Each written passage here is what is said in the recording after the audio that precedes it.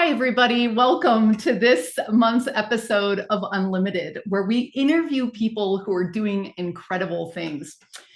We are here tonight with Brit Elders. She's an author, and she's also a ghostwriter. She works with other people to write their books.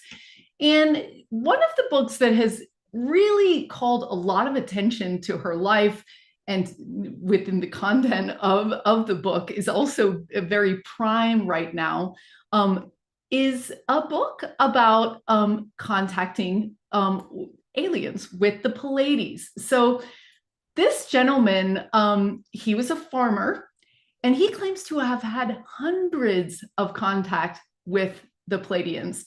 And I want to introduce you, Britt. Thank you so much for joining us today. We've been My pleasure.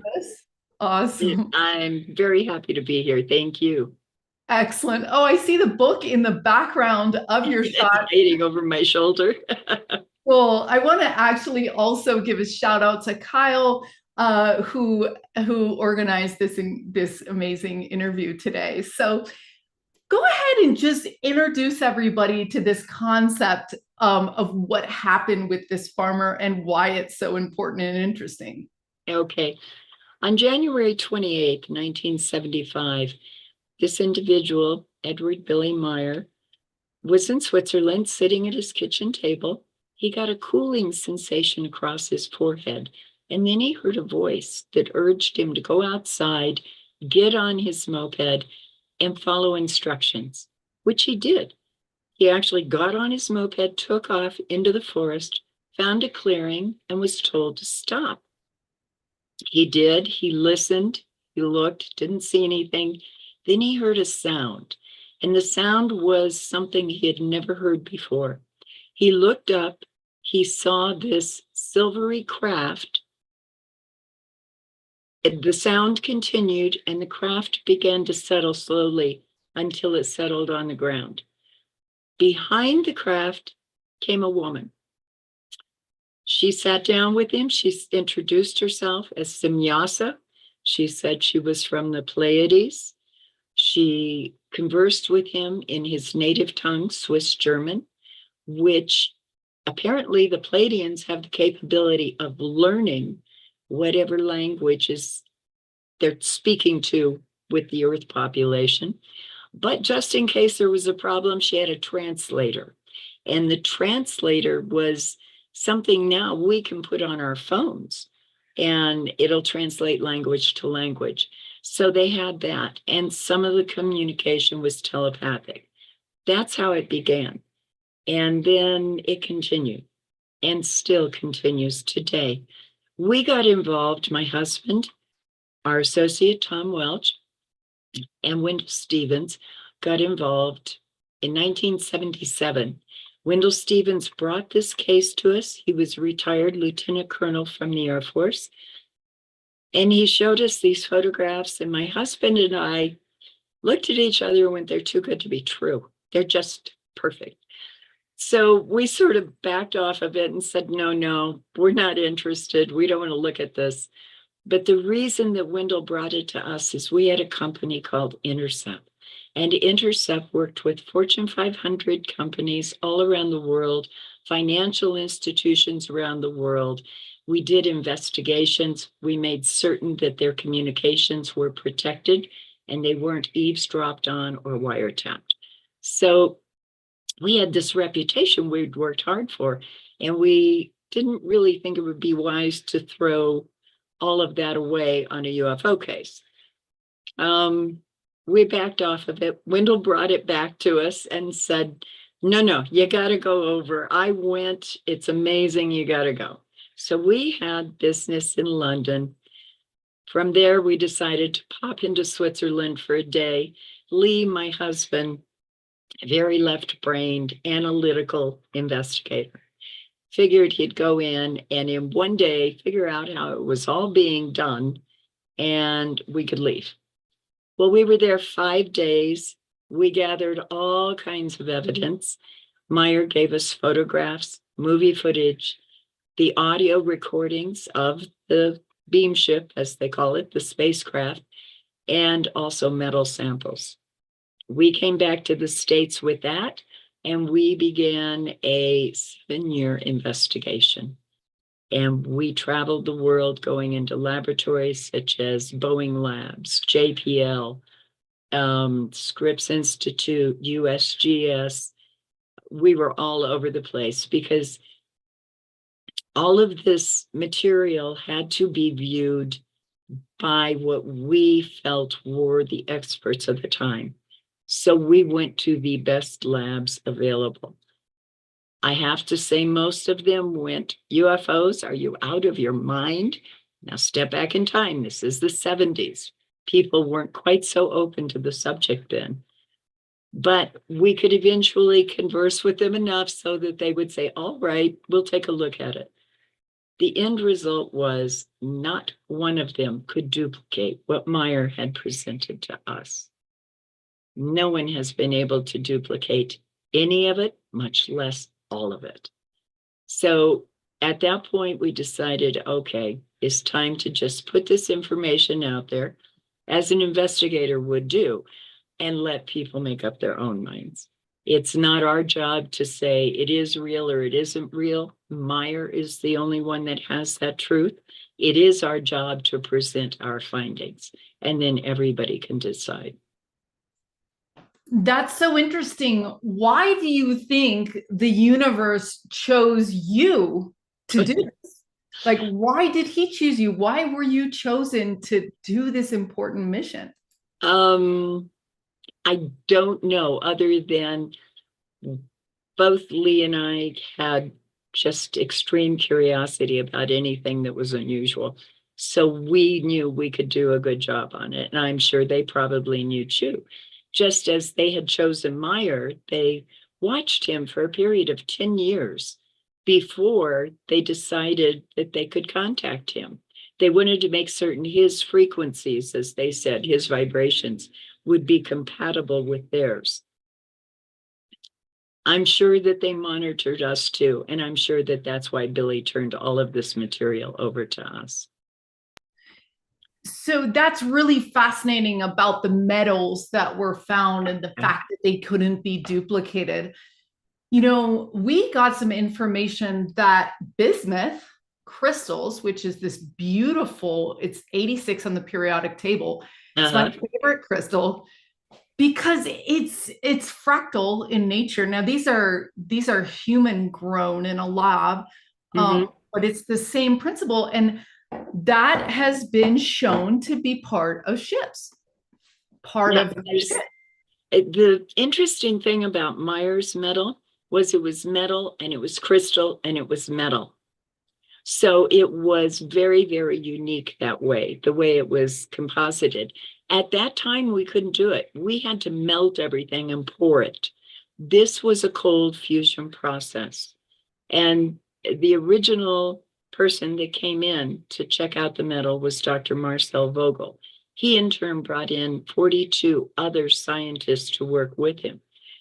The thing that fascinated me, and this was my moment of truth when it came to the evidence that this is something that could not be duplicated. The metal had thulium in it, and thulium is a rare earth element that is very costly to extract, and it is very rare. How would Meier know to put that in a metal, and how could he create a cold fusion process, which we could not do at that point in time? That is so fascinating. So what you're saying, it was metal, crystal metal? Yes. How big was this piece? Was it like this piece? Oh no, it was tiny. We had to be very careful with it because it was about the size of a pencil eraser. That was it. Yeah. And so we had to, make certain that it was separated properly, and we didn't use it all up so that we would have some for later testing. Wow, that is just so fascinating. How long did he wait before he contacted you from the point of the original contact? Well, he didn't contact us. Wendell Stevens is the one that brought us in. It was about a year and a half. We went to Switzerland right after he moved into the farm. He had been a caretaker. He had lost his position, and he had decided to stop being a caretaker and just be a farmer. And Billy's a great guy. He's very earthy, very humble.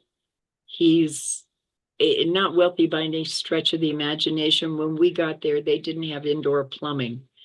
They were hauling water in and heating it on the stove to wash dishes and wash themselves. He's just a really centered man, has a unique kind of openness about him. He never shied away from questions we asked him. We would sit up all night long around his kitchen table talking. Anything we asked, he answered. He was very receptive to everybody that came over. And that created some problems in his life because people were banging on his door at 3:00 in the morning, demanding to be heard. And they had something they wanted to say and something they wanted to hear from him.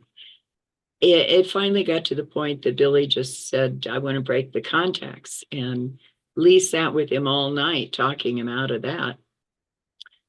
When he finally decided he would continue the contacts, he made a rule that, all right, if you want to talk to me, you got to work in the fields with me. And that seemed to work really well. That's really beautiful. That's really beautiful. So I love that you say that your main driving force was your curiosity, that you were curious about things that stick out, and that's same with me. I was just writing my talk for a visa and I was like talking about my essence because we're doing a purpose lab and my essence is to like stick on the glitches in the matrix and say, why did this happen? What happened here? Why did that happen? Let's do this again, But what were your initial questions to him?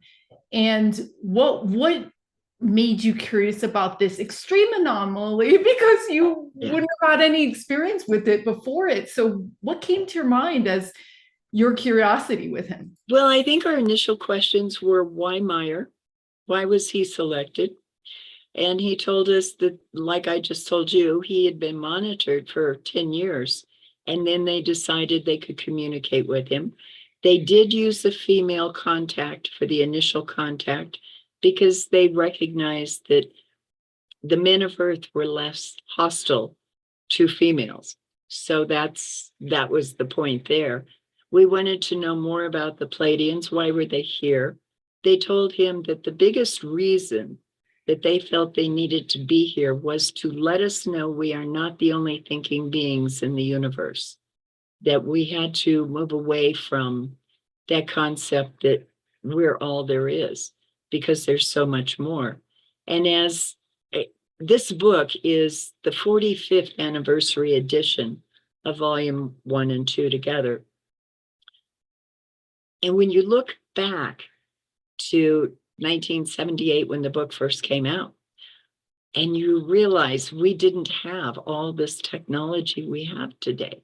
We didn't have telephones that take incredible pictures. We didn't have Photoshop. We didn't have personal computers. None of that. So Meier didn't have access to that either. And looking back at it now, I think the case is even more profound because that is so strongly evident that there wasn't the ability to manufacture and create. Industrial Light and Magic was just getting off the ground. It was a baby company back then. So yeah, it's very interesting. You got to forgive my voice, guys. I've got a lot of allergy stuff going on. Oh yeah, I was noticing that. Well, thanks for joining us regardless. That's so My cool. pleasure.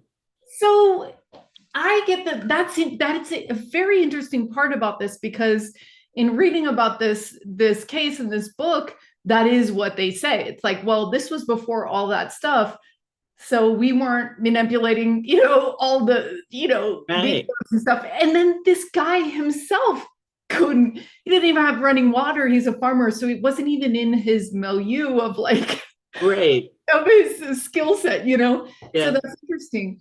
So was he completely remote? And can you describe how they would make the contact with him? Like, what would he go walking outside? Like, what actually, how did it go down?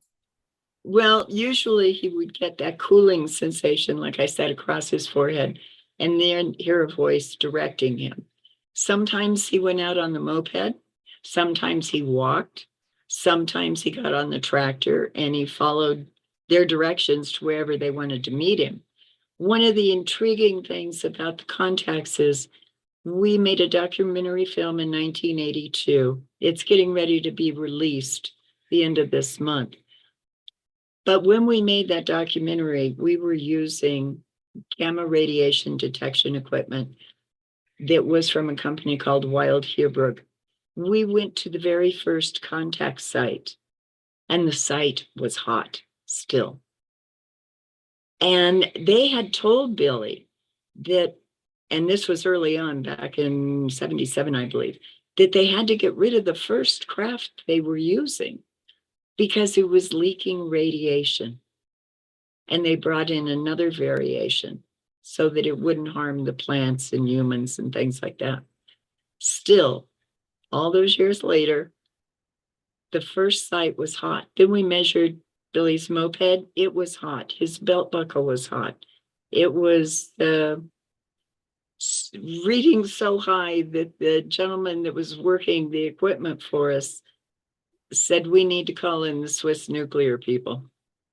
And we convinced him not to do that because we knew they'd shut down the film and everything else. So we said, no, please just wait. And that was kind of surprising, but I think it just says something to the fact of what the Pleiadians also told Billy. They are like us. They are evolving. They are not perfect. They are constantly going through their practices of growth, just as we are. That's very interesting that that was their message, that, hey, guys, you're not the only ones here. Yeah. And that's so interesting because, you know, we were interviewing Steve Farrell of Humanity's Team, and he said, look, we are in a new Galileo moment. And he said, Galileo said, oh, no, wait, the whole world doesn't revolve around the earth revolves around the sun. And people were like, what? No, house arrest, you know, like he was like completely shut down. Yeah.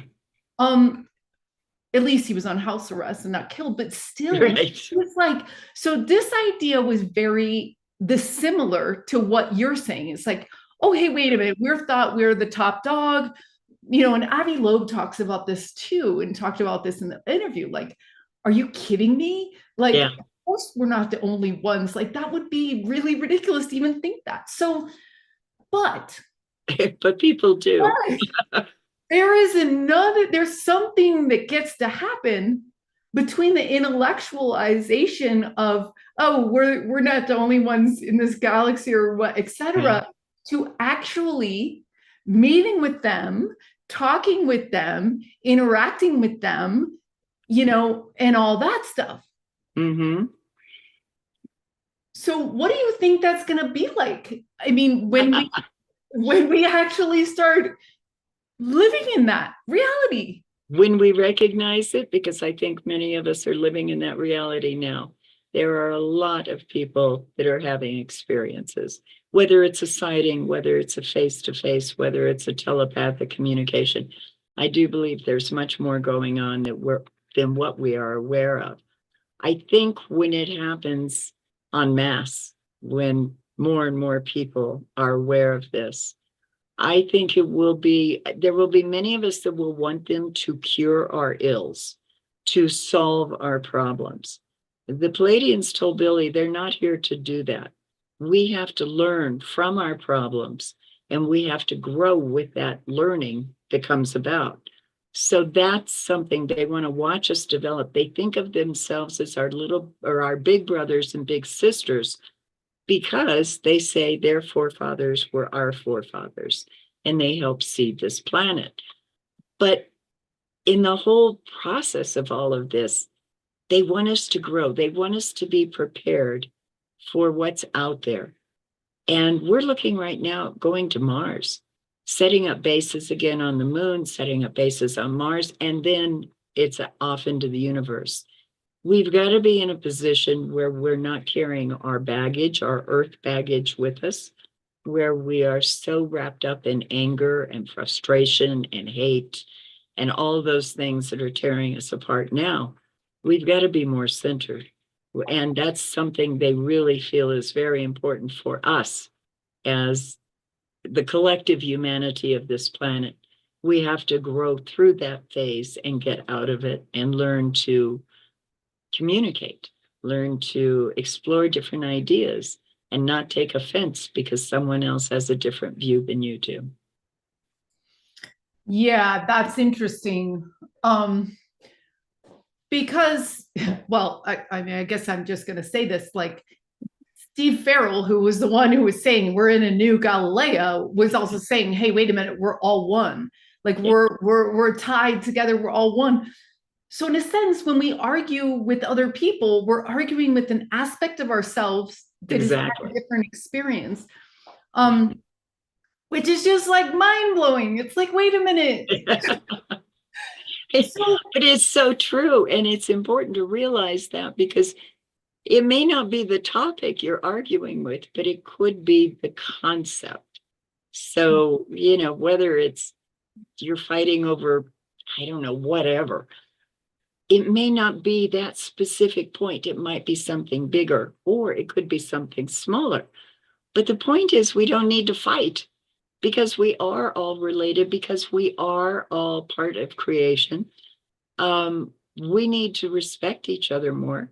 We need to have more of a concept of unity as the quote family of man, but we need to have our individuality at the same time. And if we're curtailing another's individuality, we are also curtailing ours. Yeah, and that's, I think, the message that I was trying to get at before, with the fact that there's going to be a lot of species and they're going to look totally different than us. And so are you going to have prejudice over the mantis beings? Are you going to have prejudice over the blue beings? Like, how is this all going to work? Right. And, it's interesting that they're saying that we are ETs. And my 10-year-old son, a couple of years ago, he's like, oh, are we ETs to other aliens that live on other planets? Technically, we would be. And technically, if we're children of some other ET race, is what they were saying. And what some people are claiming is that, hey, we were genetically created by some advanced civilization, and the Pleiadians are just one up from us. There must be other, right? Sure. So that's so interesting, and that can help us not have prejudice to them, because we just look a little like all of us look different, which is great. But we have to understand too that if the Pleiadians were one group that seeded Earth, there have to be other groups too. And when you start looking back through history and you start finding the correlations to what they call the Star Brothers or Star Family, and how these beings came in and taught them something, gave them something to better themselves, such as the knowledge of farming, or maybe the knowledge of how to create an observatory, things like that. It wasn't that they cured the problem, they just gave them a nudge in a direction that they needed to move forward in. And if so many other civilizations out there exist, and the Pleiadians told Billy there are 108 that, and this is back in 75, that were visiting us then, just think what it's been through our history and think about the different individuals that have come to this planet and perhaps seeded it. That is so fascinating that there's 108, because that's a huge number for me and everyone else, because it's the number of Parmesan. That is so fascinating. So I want to talk, before we talk about the film and where to find it and where it's going to be out, when was the last time he had contact, and how did the message evolve? Wow, the message has continued. Billy does have face-to-face contacts, but he also has telepathic contacts. And so he's he has both. And what he does is after a contact, he goes back and he writes down what was discussed, the conversation, and it's through telepathy that they sort of replay the entire conversation for him. He has created journals that we call the contact notes. They've evolved over the years from the standpoint of initially trying to teach him how we can better ourselves as humanity, as a big group. And now they've gotten into even more of that. They talk about, things like creation. They have done some forms of prophecy because they have an event clock. So I don't know that I'd call it prophecy. But they say in their event clock, if event A happens and event B happens, then event C is bound to happen. But if A happens and B doesn't happen, C won't happen. So that's how they sort of look at what's happening. We had some experiences with that while we were there. We were in Switzerland at the airport. We came back to the Meier farmhouse, and there was on the TV screen this big cross and dirge music playing in the background.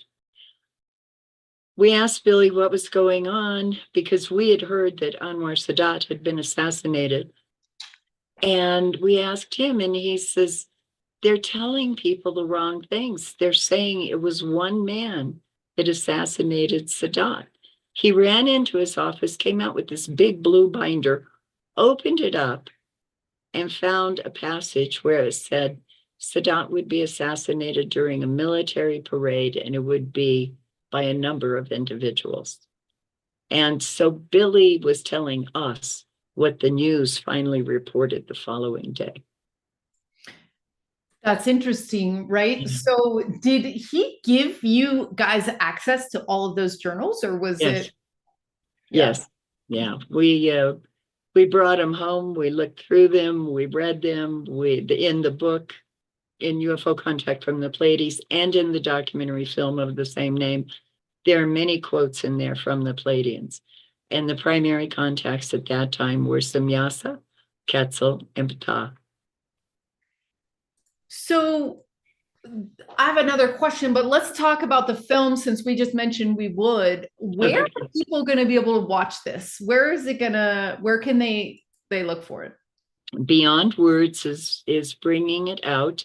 It will be available on Amazon as a DVD, and then the streaming services for it are being set up now. So I'm not 100% where it will be streaming, but I do know that that is the plan, to bring it out on DVD and then to come in with the streaming services.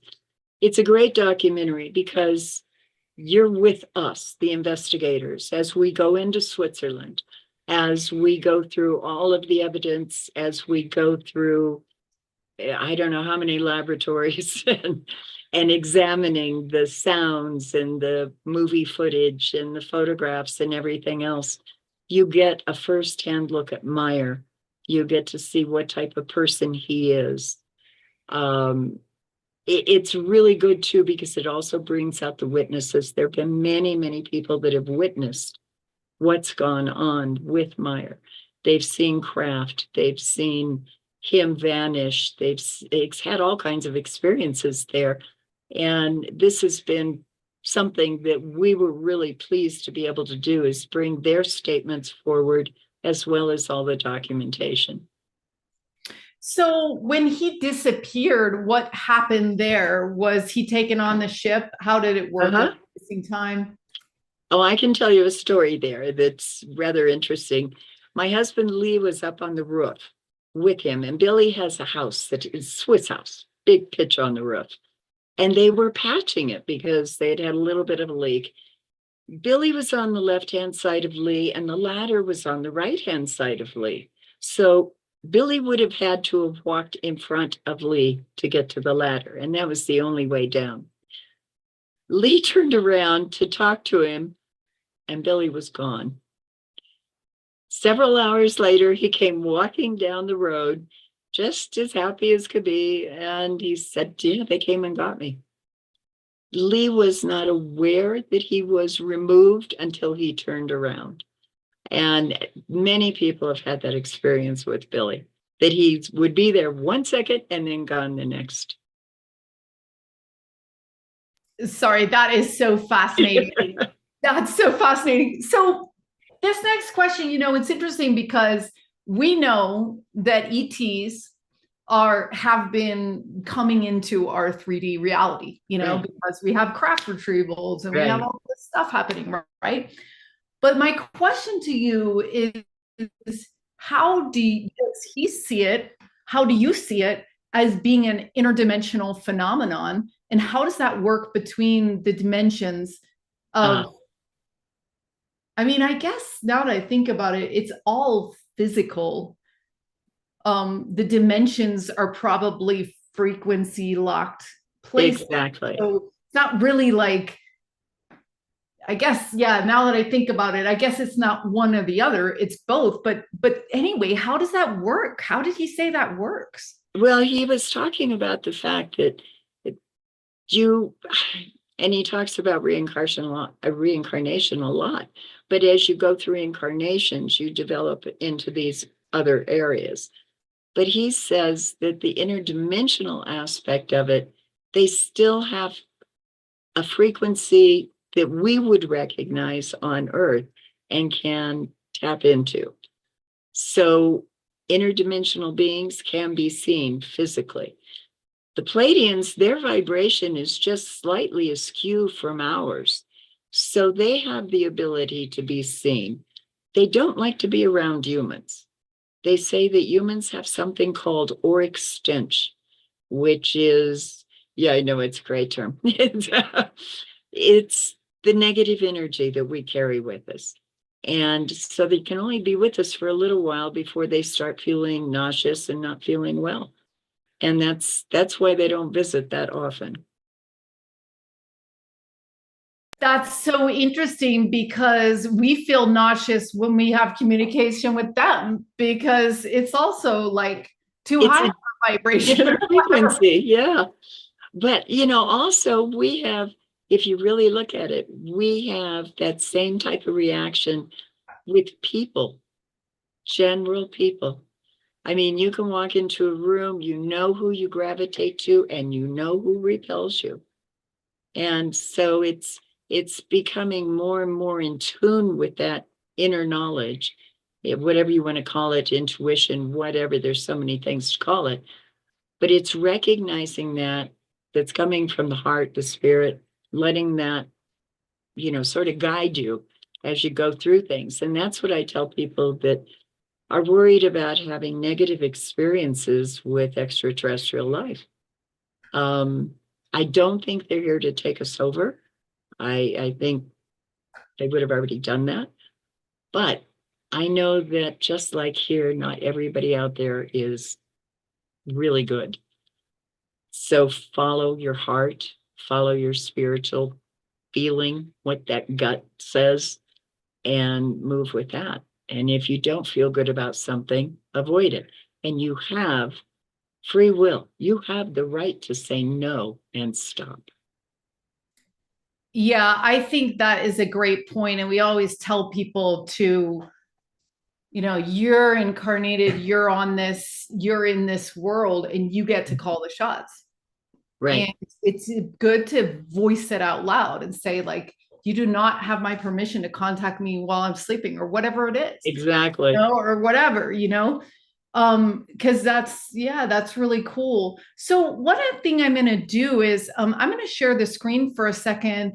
About the film and things, this would be a good way for you guys to get on Brit's mailing list. So if you go to britelders.com, she's got all these books she's written and ghostwritten, and we may have time to get into some of these cool books.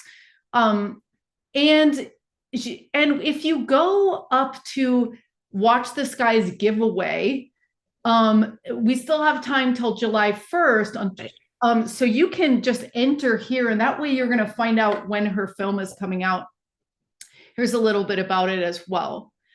So I also want to tell you guys that a week from we're going to be going, as I mentioned, to Ibiza to meet with some of the most incredible scientists in consciousness right now, including Cassandra Witten. She was the lead at IONS Research Institute for many years. She's now at the Arthur C. Clarke in Imagination Center. The head of Google strategy in AI, Sarah McCrum, who's doing incredible work with regenerative agriculture. Chamonix Jane, who you all know, she basically proved that Reiki and meditation actually worked from a very scientific level. Scarlett Lewis lost her son in a shooting and has created this entire movement called Choose Love, where it's in schools all over the world, and she's teaching forgiveness and all these different things. Also, we're going to have Lynn McTaggart there, and we're going to be doing an intention experiment. And I want to highlight what Lynn is doing right now, because this is something that we've also been doing recently, which is using intentions, not only to cure things, but actually, where does she have it here? Sorry, I should have pulled this up before, but she's actually doing something called Revolution 8, which this is idea that we can actually will into existence things that will support our communities re-envision the world. And is very powerful. And it's something that we've been doing with the Dream Machine at LightNet, which we're going to tell you more about in the coming months. We are going to be launching the Purpose Lab. This is our collaboration with Holo Movement. Now, Holo Movement is this idea that we need to come together. It's not a company. It's not a nonprofit. It's a network of networks of all these incredible people, Club, DAO, all these incredible organizations that are saying, hey, we're all one. Let's work together to envision the world we want. So you guys, this is a good place to go, Holo Movement.net Purpose. I'm going to pass it to you, where you can find out when the podcast goes live next week. And you can also sign up to find your purpose. You can lead a group. You can share your story. And for the first episodes, we have Chamonix Jane. We have Richard Rudd of the Gene Keys, who's absolutely incredible. His work is some of my favorite work. We've also, this is it. And he talks about how doubt leads to inquiry, that, if you're doubtful about what your mission is, that's actually good, because at some point that doubt will give way to certainty. And that's where you lean into your own curiosity. So I just want to highlight that on May 26th, Susan Schatzer is going to teach people how to contact past loved ones. You can find this on starseedacademy.org/calendar. This is one of my favorite things that I'm sorry to miss it, but this is really, really cool, because it's getting your telepathy, ready to talk to ETs, but also to talk to past loved ones, because they're definitely right here. And we are going to be doing the masterclass that follows up with Kalina Malnar, who's doing light language and all these things. And she's talking about alignment and your truth. And this was such an incredible interview, because I think it's really where we all need to be. Because when we're in our alignment, where we feel good and feel at home with what we're saying and what we're being and what we're thinking, magic happens. And so this is a Starseed Academy collaborators workshop. So you want to join if you haven't done that, to do that. We'll be coming back from Ibiza and doing spoon bending, which is going to be a lot of fun. And whoever wants to come to Sedona, Ashley, our beloved teacher, professor, is teaming up with Gabrielle, who's this incredible singer and sound healer. And they're going to be doing all the hikes to all the vortexes, healing, past life regression, mediumship, all the things that you guys are interested in and want to know more about, but it's going to be in person, which is going to be really, really cool. So that's all the announcements I have, and I'll share the links in the chat. But we also want to ask the members here to go ahead and bring out your questions that you want to ask Britt and we will pull you up to ask them. Now, let's talk a little bit before we open it up about these other books that you've written, because you were talking about the climbing the mountain book, you were talking about the autistic book. Let's dive into some of these things that have chosen you to be written and why you think they're so incredible. Even the book about moving, you know, they say that moving is is as stressful as getting a divorce and all this stuff. Like, it can be really stressful. And this is, so that's something that just came out. So yeah, tell us a little bit about all your books. Oh, I love to write. I believe that curiosity propels creativity. So and I let life lead me. It brings these wonderful topics to me that always teach me something. With the moving book, my friend had moved 29 times in 40 years, and I haven't moved at all. I mean, I'm stuck here, I think. I love it. And so we decided, after talking to some people, that this book really needed to come out to help people remove some of the stress that they go through while they move. And it's full of lists and places you can make annotations to things that you have to do, need to do. And then I just finished one not too long ago with Deanette Wells, who is an extreme adventure sports woman. She's climbed the 7 summits. She's raced all across the world. And it is such a powerful, profound book. Her son died in an extreme sports accident, and it's all about her journey through that, as well as her journeys on the mountains and across the deserts and every place else. I wrote a great book with Dr. Mark Mancola, The Way of Miracles, and it's about self-healing and raising your vibrations. And then I wrote another one, Finding Your Place on the Spectrum, with Jude Morrow, who is an autistic young man, quite brilliant, just a love. I've written so many, and I love all of them, and they have all taught me something. And that's important to me. I've written with attorneys, I've written with MDs, NDs, people that have just had amazing experiences. One of the books that I co-wrote was with my husband. It's called Expeditions, about his time in South America, living with the Chihuahua Indians down in Ecuador. So yeah, I learn from everything. And I feel that if I can do that, if I can learn something new every single day, I'm doing what I need to be doing. That's so beautiful. What a beautiful life. What a beautiful, I love it. I love it. I love it. Can you talk a little bit about the autistic man that you thought you said was brilliant? Like, Yeah. you know, we interviewed Susan Miller, who's coming out on the Purpose Lab podcast, and she actually works with autistic children and through adulthood. And they seemed, from what she was saying, highly advanced. Like, they would take, They are in many ways, yes. And they would go places, and she would see things. Like, it was absolutely advanced human stuff. Yeah. What's the book? What are some of the key points, and what did you learn from him? And what do you think about autism in general?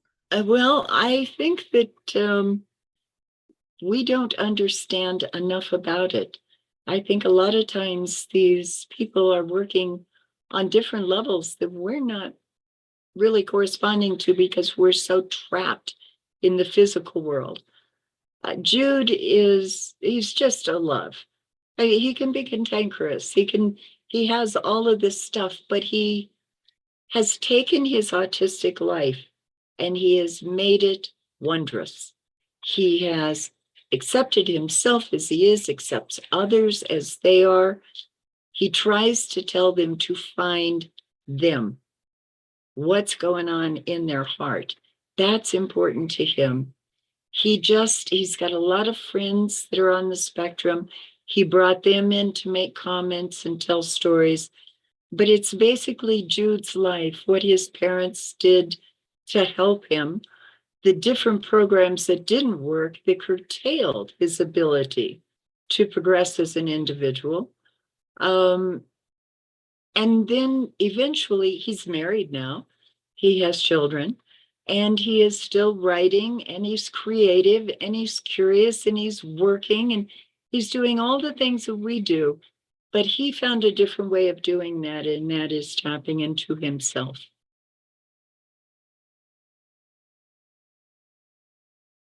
A lot of questions coming in on the different YouTubes. Thanks to New Realities, thanks to Portal to Ascension for co-broadcasting with us.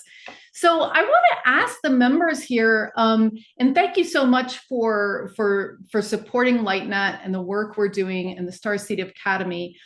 We are about to launch our Season 7 Academy, which is going to be remote viewing, waking-induced lucid dreaming, intuition, and also channeling artwork, which is going to be incredible. I just dropped a link in the chat for you guys, or I will now, which will allow you to get into the launch waiting list, the launch list, to give you guys more information. Now, do any of the collaborators on the call back in the Zoom room have any questions for Britt?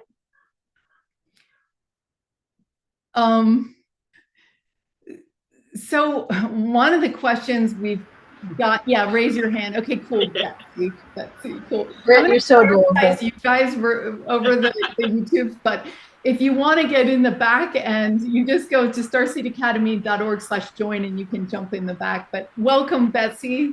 Welcome. Hi, thank you. Thank you both. Y'all are both delightful, Britt. So privileged to be in this space with you. Thank you. I heard a comment you made about they hate. I didn't hear the whole thing. I wouldn't be bringing it up. Did you get a nickname called the Eyes from the Pleiadians? Can you elaborate if they have a little nickname for you, or you do know? Am I making this up, or? Well, that's interesting. No, I don't. No, I'm just Britt. I don't have a nickname. Okay. I don't know where that came from. That's interesting. I'm so sorry. No, don't apologize, please. What I find interesting about things like that is, I think sometimes, and this might sound funny, but I think sometimes we hear with our heart and not necessarily with our head. And I think you might have been picking up on something else. Yeah. Okay. But and you know, Billy accepts his life as it's fulfilling a mission. Yes. And I just applaud you for bringing attention to what I think is important, because humans are idiots. And the broader message is, yes, they love us, but boy, we sure do make some bad mistakes, don't we? Yeah, we do the same thing over and over. And I'll be quiet now. You know, apparently they've made some pretty bad mistakes too, because the Pleiadians did not start in the Pleiades. Their initial homeland was in Lyra, and they had what we would consider a nuclear war. They destroyed their planet. Fortunately for them, they could get off their planet and go to the Pleiades and the Hyades and other places and engineer planets where they could live. We don't have that capability. We can't get off our planet, and we don't have any backups out there because we don't know what else exists out there. So this is one of the biggest reasons that they were telling Billy that you really have to get in touch with being connected with each other, with communicating, with not fighting all the time, without wars, and began to bring the world together in unity. Not that we're all equal. We are, but we aren't. We do different things, which makes us individuals. But we have to learn to respect each other. And somehow we've misplaced that. And I think that's one of the worst things we have done to ourselves, is we don't respect ourselves enough, and we don't respect others enough. Profound. True. And the other thing, the Pleiadians, I think that they're worried they'll fall back in a negative state if they're around us. Because that's kind of the stench or the aura that.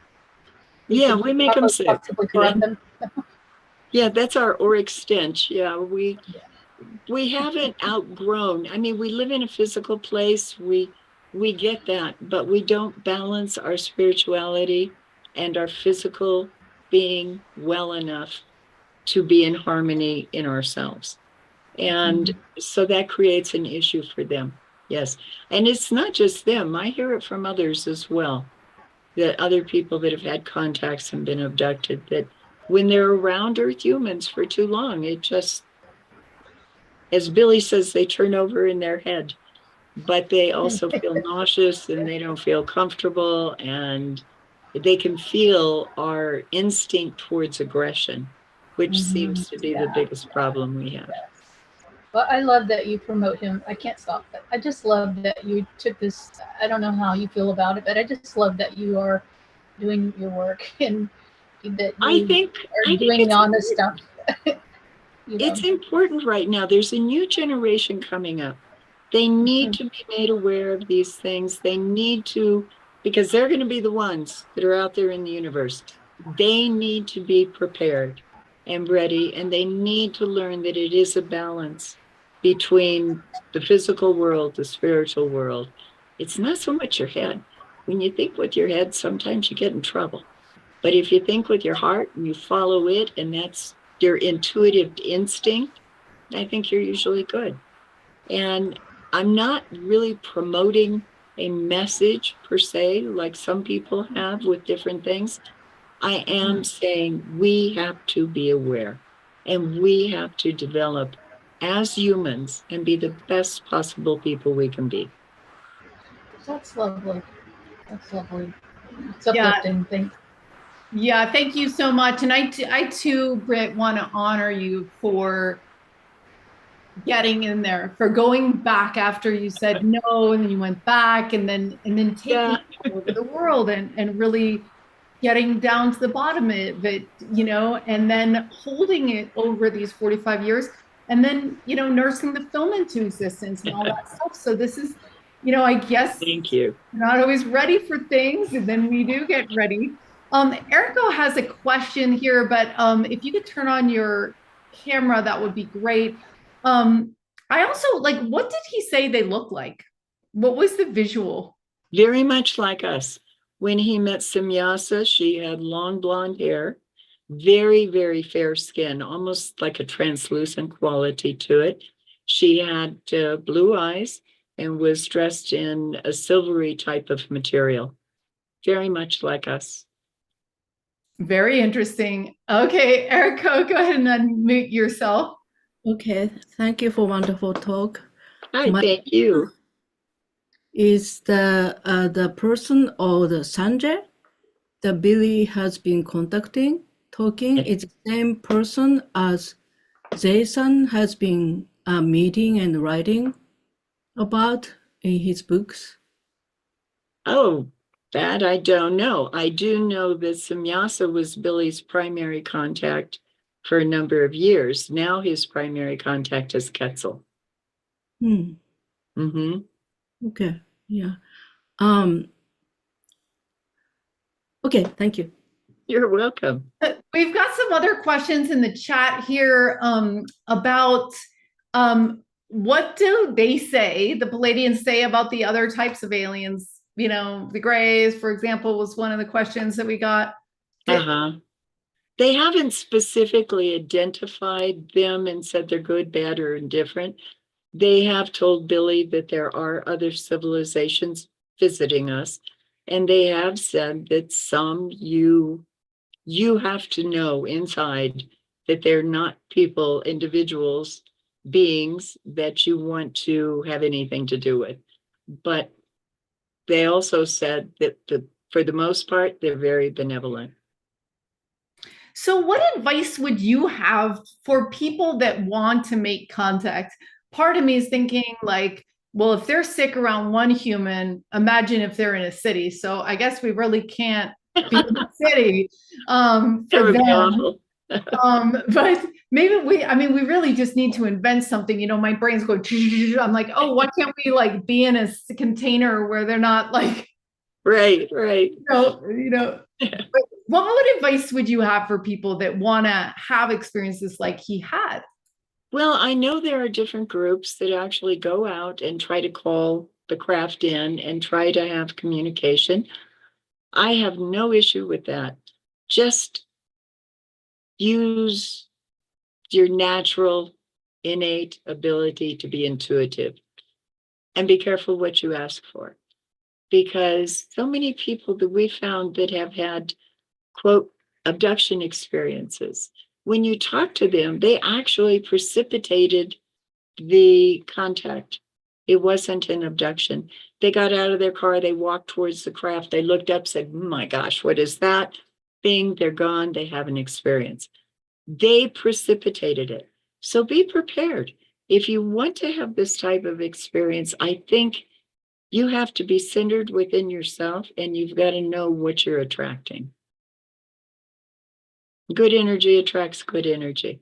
That's what I was going to say before, is that maybe if you're, that you'll be attracting the right type of. Right.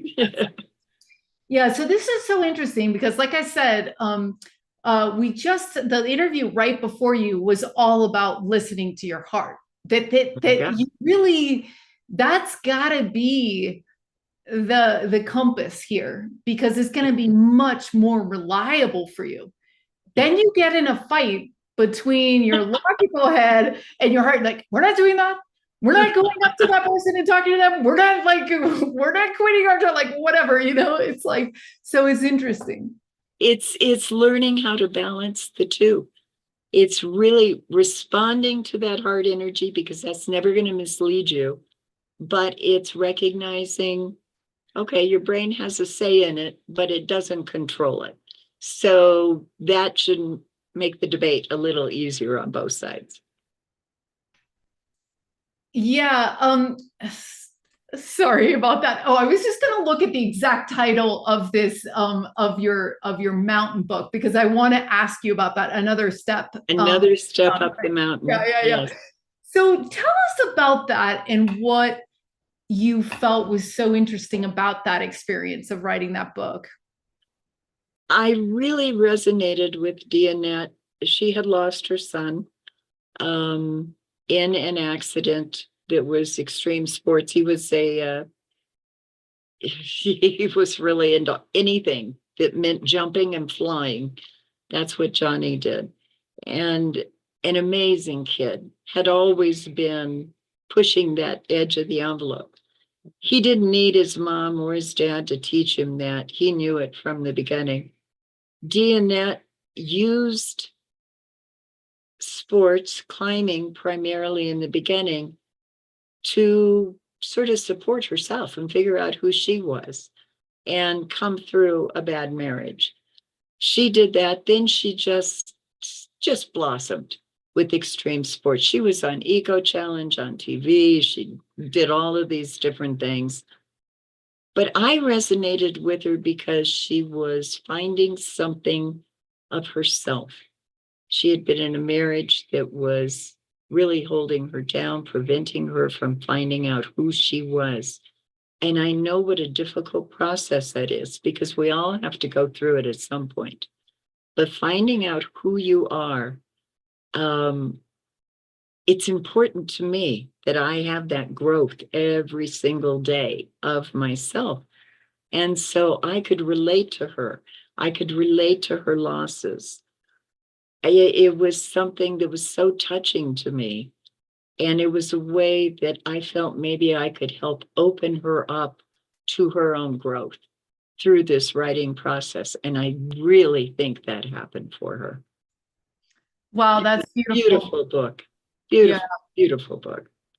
Well, I'm going to share my screen again. We have so many events, you guys. I can't even keep track and announcing them all. So this is something that we're doing. This is a brand new program. We're doing it with Altair and Raquel Spring. And this is looking at what she's talking about. Like, who am I really? When you take away all the shoulds, coulds, when you take away all the societal influences, what is there? And they're going to do this as a weekend. So it's a weekend, June 15th. So we're like 3 weeks out. And they're focusing on the Black Moon Lilith, because they say that where you don't feel free and where you get angry and feel rage is the part that's waiting to be set free. Mm. So that's where you're not exactly being honest. You're feeling pinned down. You're feeling like your wings are clipped. You're feeling like you're fitting in a box you don't want to be in. All of those things, we have that. And, you know, at Light Now, we're really committed to you guys and your evolution. And we believe that when you're on purpose, you completely change the world through your consciousness, through your joy. Like Britt, like you're excited. You can tell that you're excited to get up in the morning because you want to see what you're going to be doing next. What are you going to learn next? What are you going to write next? What are you going to film next? And we're really committing to you guys because we're doing a 3-month weekly program to walk you guys through hand in hand in small groups of 8 to identify where your power is, your creation power is. And then we're going to do in September, right after we get back from Japan, where Erica was just here, we're doing Contact Japan. So Right. you guys who want to head over to Japan, we're going to be announcing that probably this week on the site, starseedacademy.org. But then we do this second weekend and we say, okay, let's look at your South Node and your North Node and figure out what your true purpose is. And again, we're going to be manifesting with you. You're going to have 8 people on your team for 3 months, figuring out what is your next step. Are you starting a business? Are you going to read Akashic Records? Are you going to start a new therapy? What are you going to do? And those people are going to strategize with you so that you're free and happy and living what you came here to do. Because it's really wonderful. Congratulations. yeah, Great. yeah, we really feel like getting 8 people together that are there to support you Yeah. over time, whether it's 8 weeks like we do in the academy, or whether it's 3 months like we're this new program, is you can't fall down. Mm-hmm. It's not like your judgy, coworker. It's not like your judgy friends that don't understand. It's not like you're going to get, as Scott used to say, it's the grandmother in disguise. You're going to get a team of people with you in it, trying to do the same thing you're trying to do. And we're going to take you from not having done it to having done it, guaranteed. Because Very with that good. much intention and that much support and that much love, you will, you will succeed. Right. And we will succeed in setting up this structure to help people to do this. And that's the whole point. That's beautiful. That's great. Yeah, thanks. It's been a long time coming getting this whole platform together and doing all these programs, but it's coming at the right time because you guys are going to be half your impact if you're having to mince words, say things that you don't want, do things that you don't want. Your impact, your joy, your future is going to be turned down. And it's scary to reorient yourself to your truth. Mm-hmm. And to listen to your heart. It's scary. That's why we're going to do it together. That's why we're going to do this together, is because, sometimes, I go through this all the time. I'm like, really? I have to do this? This is scary. And then you do it. And once you leap, you get caught. But you do have to leap. And that's the terrible thing about it. It's doing the inner work. That's what's important. I mean, all this other stuff is exterior, but you got to do the inner work. Yeah. So, Britt, what would you want to do if someone said, do you wait for projects to come to you, or do you ever, like, in your mind go, oh, I'd like to write a book, or I'd like to start researching about X or Y? All of the above. Projects come to me, publishers come to me, agents come to me and say, I have an author that needs help. Would you help? If I can connect with that person and feel like I can do something to help them, I'll take a look at it. If I don't feel a connection to that person, then I just suggest there's somebody better than me. and it's not the right project for me. I write for myself all the time. I've been writing since I was 8 years old. I finished my first novel that year. And I decided at that point, I don't like fiction. I'm into nonfiction. I'm into fact. And that's sort of been my love and passion ever since. And I enjoy learning. So there's just not enough time in the world to learn everything you want to learn. And it all comes to me. I really don't have to look for it. But I'll wake up in the morning and I'll have dreamt. You were talking about your lucid dreaming program. I will have dreamt something that I'm going to write, and it just flows out. It's beautiful. So yeah, there's a lot of different things, but I write literally every day. That's fascinating. In all this work that you've done with the ET stuff, have you ever wanted to have contact yourself or had contact yourself? Or I haven't had contact. I would love to sit down and have a dialogue, just have a conversation about where we can go from where we are, because we are, I think, at a precipice. We are at a sort of a cultural shutdown all around the world right now, with everybody thinking I'm right and you're wrong. How can we overcome these things? What could they suggest to us to better ourselves so that communication exists again, so that less judgment exists? And with that less judgment, we develop more respect for each other. Does that make sense? yeah, exactly. And it's interesting because maybe if you pose those questions, they'll come to you in a dream or something like that. Right. Because, it would be interesting to have you be able to ask these questions, I would love it. I would love it. Mm-hmm. One of my favorite books that I will recommend to you is a book written by two women called We Are the Octurians. And they I've were read it. writers. Oh, yes, I've read it. Yeah. It was like this anthropological thing where they'd be like, did we write this right? And they were like, no. Hard, so they were channeling it and Right. having the conversation. And the Australians were like super specific, like, no, you got that line wrong, and they were very dedicated and very, Yeah. ridiculous about it. So it's interesting because, the mechanism for doing this kind of stuff exists, Yes, but it does. it requires a lot of patience. Well, thank you so much, Britt, for joining us today. Thank you to Kyle for organizing this. It's been such a pleasure, and I'm really excited about this film, and seeing what waves that creates. And it's one of, like you said, one of the most, battle ready cases, ET cases, because there's so much evidence. There's so many people that got involved. There's physical evidence. So it wasn't like, oh, I just got taken. And it's repeated, it's relational. And, Billy's genuine and, Relevant.